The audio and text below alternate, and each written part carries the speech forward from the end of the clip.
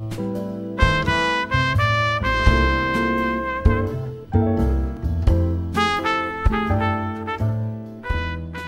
my name is Joe Jackson. I'm a journalist, author, interviewer, and broadcaster. I also happen to be a lifelong Elvis fan. Let me put that another way. The day Elvis died, August the 16th, 1977, my mother phoned my girlfriend and asked her to phone me and tell me the news because, as Mum said, I can't bear to tell Joseph. I know that Elvis was his life. Mum was right, and my life was upended by the death of Elvis Presley, who'd been my ultimate pop hero since I was a child, but also, as I wrote in one of 3 articles I had published after Elvis's death, as if it wasn't bad enough for us fans having to deal with the loss of the man, we also had to deal with headlines such as Elvis was a junkie, says ex-wife. All my life I'd argued against any suggestion that Elvis used drugs. He said he didn't, and I believed him. So none of this made any sense to me, and frankly, I felt I'd been fooled by the king. I felt disillusioned. So to try and make sense of it all, I began to write a book called In Search of Elvis. And later in life, starting in 1985 when I became a professional interviewer, I walked what you could call a separate pilgrim path as a Presley fan, tracking down people who knew, or who, like me, were profoundly influenced by Presley. This led to me interviewing the likes of Sam Phillips, DJ Fontana, and Juanico. And countless interviewees ended up talking about Elvis, be it Leonard Cohen, Dolores O'Riordan, or Marilyn French. And all of this led to Bono, not long after we did our seemingly legendary 1993 Zooropa interview, giving me another world exclusive, but this time for my Elvis book. He'd read a rough draft, which he comments on at the start of this podcast, which is part of the chat we had over breakfast in a hotel near his home in South County, Dublin. The poem Bono refers to at the outset was called If I Can Dream, and it was written by me in 1973 as a response to Presley's song of that name. The poem ends with me posing the question if I will ever again feel that I belong. When Bono read the text of that poem, he said, I can relate to that. Anyone could.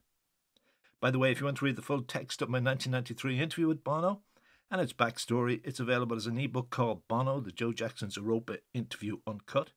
And if you want to read the Sam Phillips interviews Bono and I refer to, check out my ebook, Elvis, Sam Phillips, and Sun Records Revisited. But now, back to February 1994. It's kind of another side to the Joe Jackson, though, isn't it? That they all...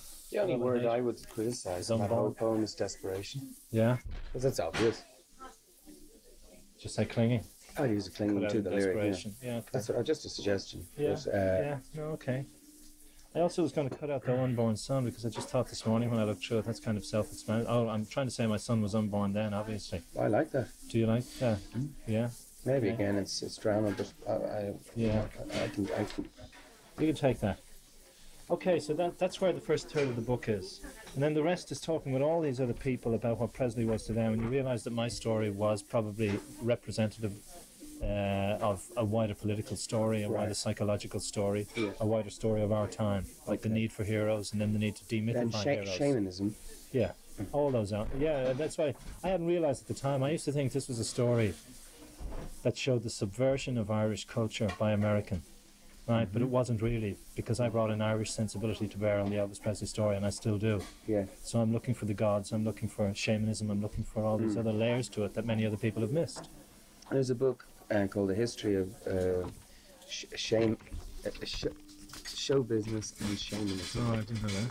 Yeah, it's I'll get it for you.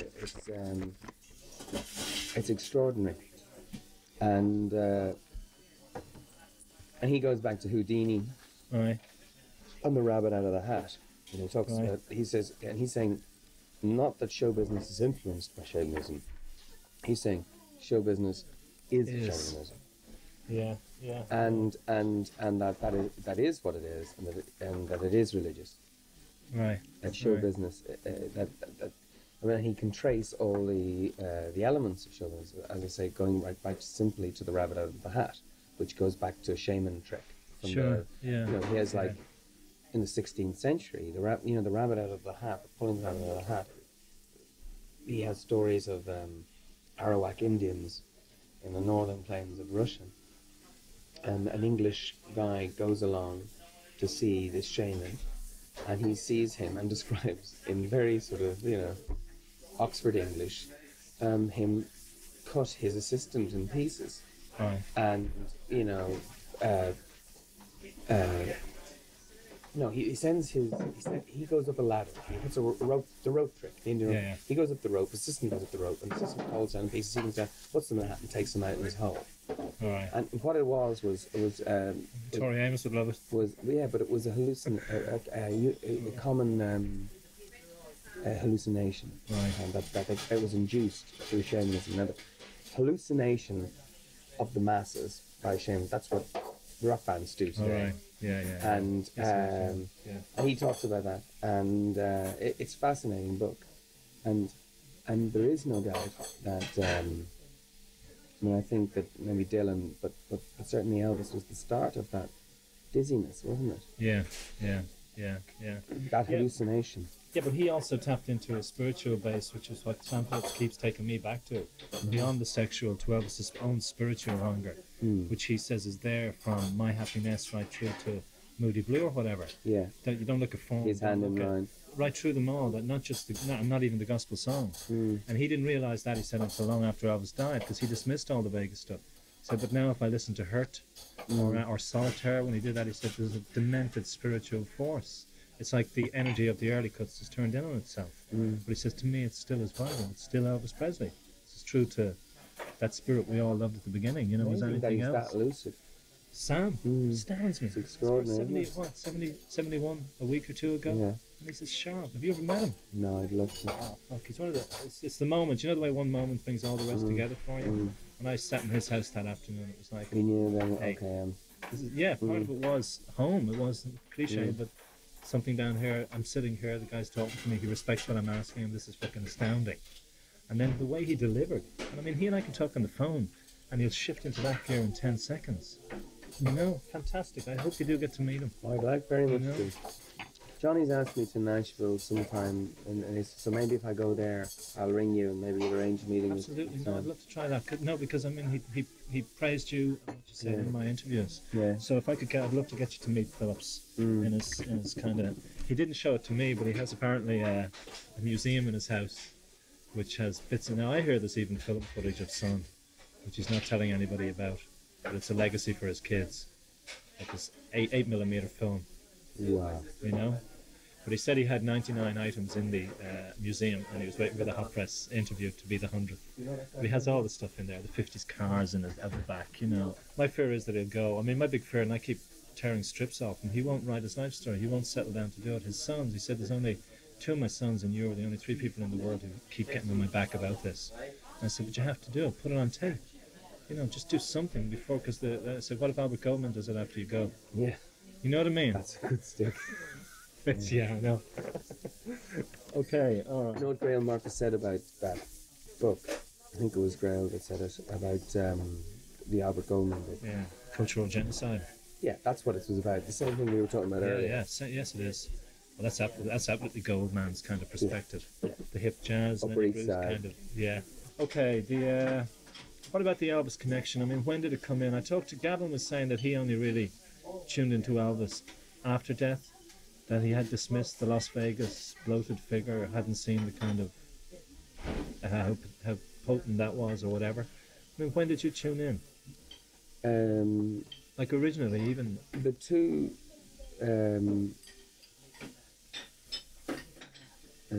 I said there's only been one man that I ever fancied, as a pre-pubescent, right, and that was Mark Bolan. Yeah. But coming right behind that, the one who charged me heterosexually would be Elvis. Right. And the leather suit in the comeback special. Right. Was, I somehow must have seen the comeback special on TV, but I remember it very clearly. And that's why in our stage in Zorota, we created the small boxing ring stage in the leather. That's where that comes from. Yeah. You must have been only, 13, 12? I was 8 when the comeback special was out. So if I saw it that year... It came out in it didn't get to Ireland until December the 11th, 1969. Okay. Ireland showed it first. Well, Nobody I remembers must have that. seen RT got it first. Okay, I must have seen that. Right. I also then remember the other movies. You know, I remember them as a child as a sort of pretty standard thing. On a spiritual level, when I saw him as a teenager in the early 70s, the Fat Elvis, the Burger King, Yeah. I saw him as fallen man, as a man fallen. Okay. And when he sang Glory, Glory, Hallelujah, I knew he meant it. Even then, I knew where he was coming from. And I saw him, as I've always seen preachers in very sort of Shakespearean way, and, you know, in a huge way. Right.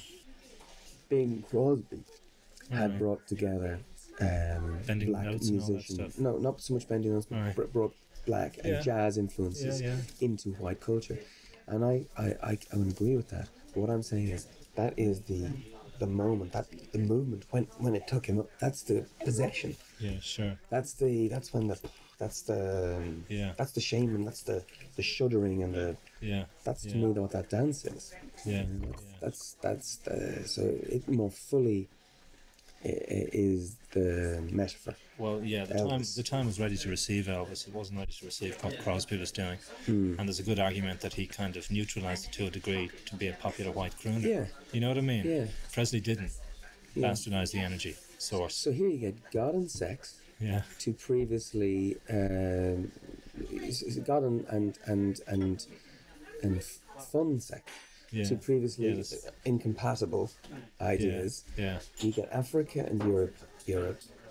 I mean, what else do you want? Yeah, well, that's what Crosby liked that too, didn't he? There was no fun sex. There was no sex at all. Rudy Valley had the sex. Well, you know, it wasn't. I mean, it was Sinatra who brought in the sexual energy to crooning and to those kind of. Don't you think? Yeah. I don't get the. I mean, I enjoy Bing, but there's no sexual spiritual it's force. More slippers than crotch. Yeah. So about the kind of a personal about Elvis's death. I mean, does it make you keep a check on your own indulgences? The way he died, drugs indulgence. Did any of that resonate for you? Hi, Joe Jackson here again. I thank you for listening to this, part 1 in a series of 3 Bono podcasts in the Joe Jackson Interviews podcast. I faded part 1 there because Bono's reply is long and convoluted and needs to be heard as part of the next section of our chat. By the way, if you want to read more of my work, check out joejacksoninterviewer.com.